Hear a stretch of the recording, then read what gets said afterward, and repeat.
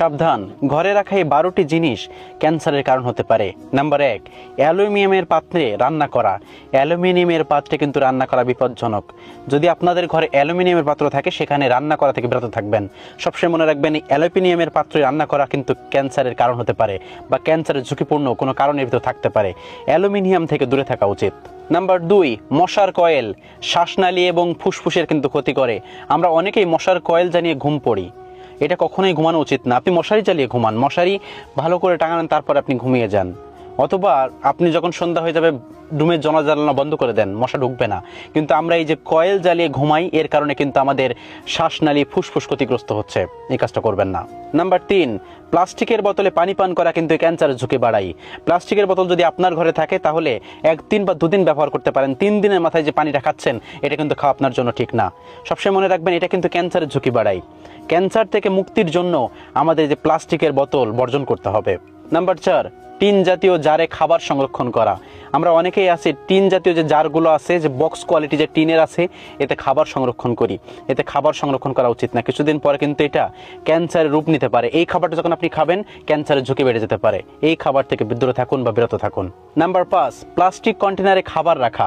এই খাবার রাখার পর আমরা আবার ফ্রিজে রেখে দেই। 5 দিন, 6 দিন, 10 দিনে থাকার পর ওই খাবারটা আবার বের করি। সবসময় মনে রাখবেন সব প্লাস্টিক কিন্তু ফুড গ্রেডেড না, সব প্লাস্টিকে খাবার রাখা উচিত না। আমরা এই খাবারটা ফ্রিজে রাখি, সংরক্ষণ করি, কিছুদিন পর আমরা আবার বের করে খাই। এটা খাওয়া কখনোই উচিত না। প্লাস্টিকের জিনিস আপনার ক্যান্সারের ঝুঁকি বাড়ায়। নাম্বার 6, সুগন্ধি মোমবাতিতে রাসায়নিক পদার্থ থাকে।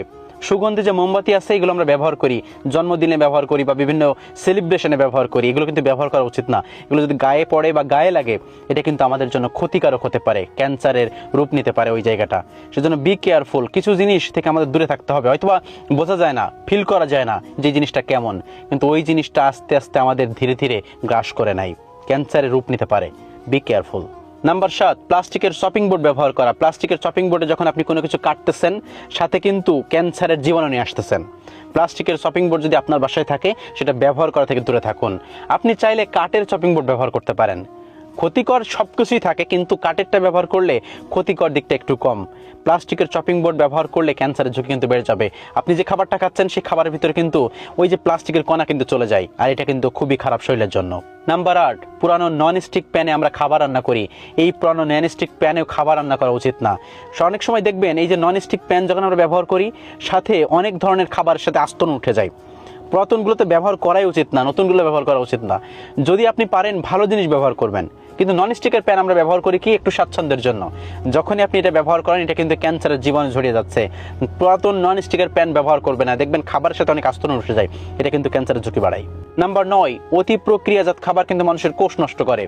আমরা কোনো সুপার শপ থেকে সমোসা নেই, সিঙ্গাড়া নেই, চিকেন নেই, এগুলো কিন্তু প্রক্রিয়াজাত খাবার।